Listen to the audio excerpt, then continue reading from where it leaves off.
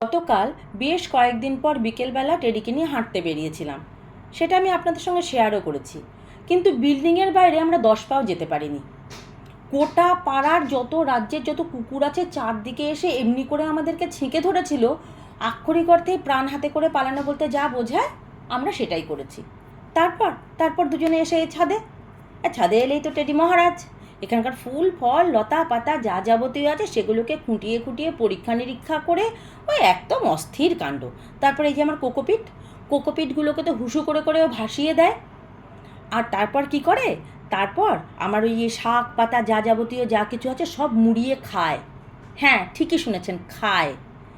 এই ছাদে এলে ওর নিজেকে গরু মনে হয় না পাঁঠা মনে হয় সেটা আমি জানি না, কেননা কোনোদিন জিজ্ঞেস করা হয়নি। তবে মূল বিষয় কি জানেন, এই ছাদে নিয়ে এলে ও ভীষণ খুশি হয়, ভীষণ এনজয় করে ছাদটাকে। কিন্তু আমরা নিয়ে আসতে পারি না, কারণ ওই বিকেলে আমাদের বিল্ডিংয়ের যে বয়স্ক কাকু কাকিমারা রয়েছেন তাঁরা সব হাঁটাহাঁটি করেন। তাদের মধ্যে অনেকেই আছে যারা টেডিকে পছন্দ করেন না, অনেকে আছেন যারা ভয় পান, ফলে আর নিয়ে আসা হয় না।